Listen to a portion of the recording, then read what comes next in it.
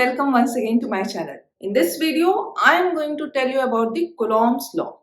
Coulomb's law सबसे पहला important law है electrostatics topic में. First video of the playlist, I told you about that there are some elementary particles. The most common three elementary particles are electrons, protons and neutrons. हमने यहाँ से start किया था. फिर हमने क्या किया था कि जैसे हम इलेक्ट्रॉन्स, प्रोटॉन्स एंड न्यूट्रॉन्स हैं, इनके अपने मासेस होते हैं. तो अगर मास है तो वहां पे फोर्स ऑफ ग्रेविटेशन होगा. तो जो फोर्स ऑफ ग्रेविटेशन होता है वो मास पे एक्ट करता है, वो अट्रैक्टिव फोर्स होता है. बट जब हमने एक्चुअली दो इलेक्ट्रॉन्स को प्लेस किया पास में 1 सेंटीमीटर का एक डिस्टेंस ले लिया और वहां पे हमने प्लेस किया, तो ये पाया कि एक्सपेरिमेंटली जो उनके बीच में एक फोर्स ऑफ अट्रैक्शन होनी चाहिए, लेकिन अट्रैक्शन नहीं है. उनके बीच में एक हमें रिपल्सिव फोर्स मिलती है, उनकी रिपल्शन हो जाता है उनके बीच में. तो ग्रेविटेशनल फोर्स जो होती है उसकी वैल्यू बहुत ही कम होती है एंड रिपल्शन फोर्स की कंपैरेटिवली काफी ज्यादा होती है. उस रिपल्सिव फोर्स को ही इलेक्ट्रिक फोर्स कहते हैं. तो यहाँ पर कूलॉम्स लॉ आता है. कूलॉम्स लॉ उस फोर्स को डिफाइन करता है, उसकी एक एनालिसिस प्रेजेंट करता है और ये बताता है कि जो रिपल्सिव फोर्स आपको सेम चार्जेस के बीच में मिल रहा था उसके वो किस पे डिपेंड करता है, किसके प्रोपोर्शनल है, किसके इनवर्सली प्रोपोर्शनल है, उसको प्रपोज करता है ये law. So according to the Coulomb's law, this electric force between any two charges is directly proportional to the product of the charges. हमने यहाँ पे assume किया है कि हमारे पास दो चार्जेस हैं Q1 and Q2. तो इनके जो वैल्यूज है उन पे डायरेक्टली डिपेंड करता है ये electric force and inversely depend करता है distance between square of the distance between them. Let us suppose यहाँ पे जो इनके बीच का डिस्टेंस है वो हम मान लेते हैं कि R है. तो ये डिस्टेंस के स्क्वायर पे डिपेंड करता है. ऐसा ही कुछ आपने पहले भी देखा है ग्रेविटेशनल फोर्स में भी. तो जब भी हमारा कोई फोर्स या कोई भी एंटिटी किसी जिनके बीच में निकाली जा रही है उनके सेपरेशन के स्क्वायर पे इनवर्सली डिपेंड करती है, उसको हम इनवर्स स्क्वायर लॉ बोलते हैं. So here Coulomb's law is an example of inverse square law. तो हमारे पास let it be equation 1, this is equation 2. So इन दोनों को हम सम अप करते हैं तो हमारे पास फोर्स कितनी आ जाती है. दैट फोर्स प्रोपोर्शनैलिटी कांस्टेंट एक यूज करते हैं. Let this proportionality constant be k and so this is q1 q2 इनका प्रोडक्ट अपॉन r स्क्वायर. ये हो गई हमारी इलेक्ट्रिक फोर्स और यही है हमारा Coulomb's law. Now, what is this K? K is the हम इसको K के कई टर्म्स हैं. K को आप बोल सकते हो simply Coulomb's constant. Let's see its value. इसकी वैल्यू होती है 1/4 pi epsilon naught. 4 pi तो आपको पता है. What is this epsilon naught? Epsilon naught is electric permittivity of free space. So this epsilon naught defines the electrical permittivity of free space. Its value is 8.854 10 to power minus 12 Coulomb square Newton inverse meter minus 2. Using this we can find the value of Coulomb's constant. जब आप इसकी value substitute करेंगे 1/4 पाई से भी divide करेंगे तो यहाँ पर इसकी वैल्यू अप्रोक्सीमेटली आ जाएगी 9 cross 10 to power 9 and its unit will be Newton meter square Coulomb minus 2. So here we have this equation. This is the electric force which is the product of Q1 Q2 divided by R square multiplied by a constant. That constant value is 9 cross 10 to power 9. So till now I have told you about the magnitude of the electric force that is given by equation 3. But what about the direction? Because force is a vector quantity. सो अभी हम Coulomb's का vector form भी study करेंगे, लेकिन उससे पहले उसका basic देख लीजिए कि तो हमारे पास दो टाइप के चार्जेस हैं, पॉजिटिव एंड नेगेटिव। तो जब भी आपके सेम टाइप ऑफ चार्जेस होंगे तब फोर्स कैसे अप्लाई होगा, रिजल्टेंट फोर्स क्या हो सकती है, और उनके बीच में अट्रैक्टिव फोर्स हो गया रिपल्सिव, एंड जब हमारे पास अपोजिट चार्जेस होंगे तब फोर्स का डायरेक्शन क्या होगा। तो इसको समझने के लिए मैंने यहाँ पे एग्जाम्पल लिया है। हियर Q1 एंड Q2 दोनों चार्जेस जो है वो नेगेटिव चार्ज है, इनके बीच का सेपरेशन R है। सो Q1 एंड Q2 हमें पता है कि इनके ऊपर रिपल्शन होने वाला है, ये रिपल्सिव फोर्स में जाएंगे। तो यहाँ जो Q2 पे फोर्स लगेगा ड्यू टू Q1, उसकी डायरेक्शन इधर होगी, and that can be force on 2 due to 1। So this will be the direction. और इसी तरीके से Q1 पर, क्योंकि ये भी नेगेटिव, तो अगेन रिपल्सिव फोर्स होगी, इसकी भी डायरेक्शन अपोजिट होगी। यहाँ पे वैल्यू हो जाएगी force on charge Q1 due to 2, and this is the direction, इधर डायरेक्शन में। Okay, so this will be repulsive force. और सेम चीज होगी जब आपका पॉजिटिव चार्ज होगा। यहाँ पर हम क्या कंक्लूड कर सकते हैं कि जब भी हमारा जो प्रोडक्ट है Q1 Q2 का product is positive, is greater than 0, then we will have repulsive force. Now in the second case where I have taken one charge positive and another is negative, obviously इस case में attractive force होगी। यहाँ पे हमारी direction क्या होगी, on Q2 due to Q1 हमारी इस डायरेक्शन में होगी। So I will write it as F21, and similarly on negative charge, positive charge उसको अट्रैक्ट करेगा, तो इसके ऊपर भी हमारी अट्रैक्टिव फोर्स होगी F12। So we can write it that when Q1 product Q2 is less than 0, negative होगा, ठीक है, तब हमें अट्रैक्टिव फोर्स मिलेगी। Now let's move ahead to the vector form of the Coulomb's law. Now to understand the vector form of the Coulomb's law, let's look into this graph. यहाँ पे Q1 and Q2 हमने same type of charges assume किए हैं, इनकी positions है A और B point. यहाँ जो R1 है that is the displacement vector of Q1 charge from origin. Similarly जो R2 वेक्टर है that is the displacement vector of Q2 charge from origin.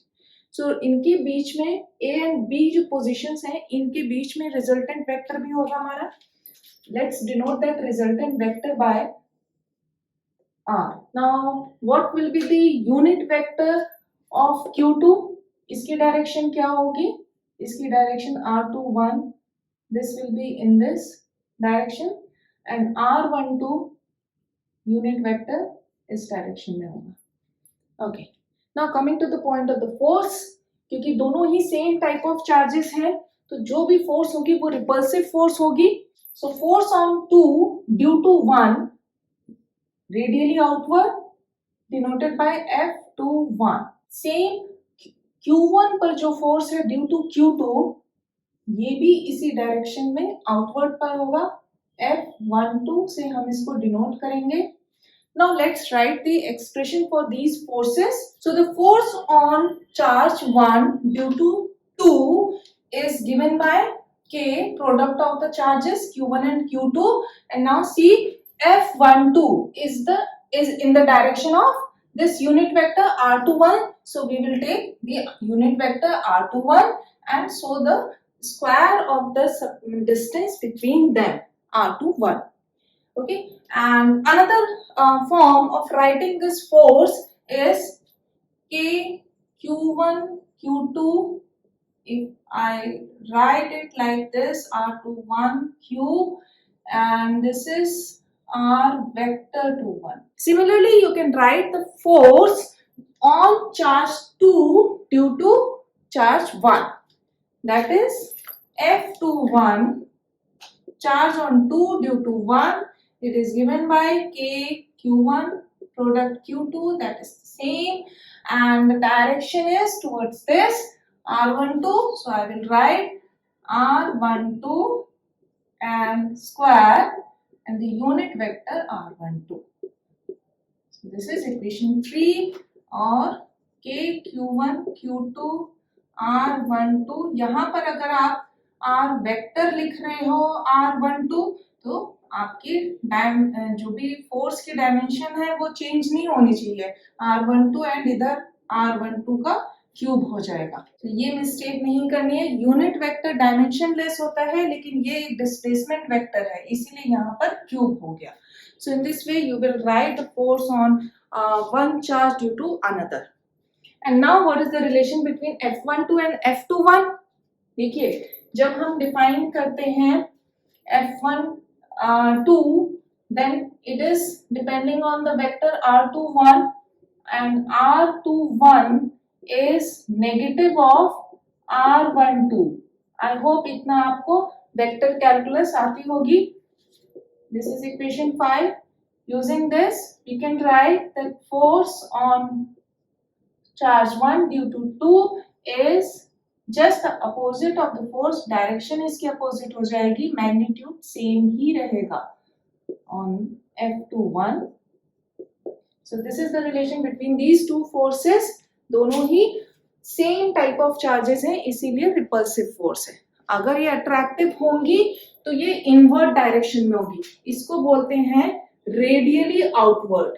And अगर ये अपोजिट चार्जेस होंगी तो पॉजिटिव टू नेगेटिव इसकी डायरेक्शन होगी और इनवर्ड डायरेक्शन में होगी। Now let's try one example. So in this example I have taken 3 charges QA, QB, QC and these 3 charges are fixed at the corner of equilateral triangle.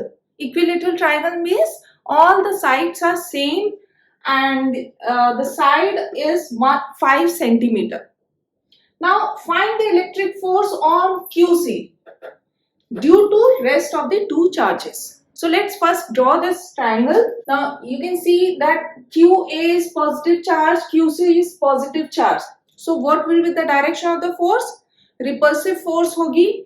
So we want to see the force on this C point due to A. So A to C, ये radially outward direction में आपकी हो गई FCA. Okay, and now this B charge it is negative while C is positive. So positive to negative आपकी force की direction होगी and B negative है इसी और ये पॉजिटिव है इसलिए हम इधर बनाएंगे एंड रेडियली इनवर्ड होगी। सो इसी पाथ में आप इसको ऐसे ड्रॉ कर सकते हो कि ये जो फोर्स है ये इसी डायरेक्शन में होगी and this force will be FCB. Okay, force on C due to B. We know that equilateral triangle कितने होते हैं इनके बीच में angles, that is equally 60 degree angles होते हैं। ये 60 डिग्री एंगल होगा, ये भी 60 डिग्री एंगल होगा, this will B 60 degree angle. So FCA और FCB के बीच में कितना एंगल होगा? The angle between these two forces will be 120 degree. This is obvious. अब रिजल्टेंट फोर्स को हम ड्रॉ करते हैं कि हमारा रिजल्टेंट फोर्स किस डायरेक्शन में होगा। So let it be in the direction of this. This is a resultant force FR. Now let's find out the magnitude of these forces FCA and FCB and then we will find FR. So now the force on C due to A is given by K QC QA upon R square. This is the separation, the side of the equilateral triangle.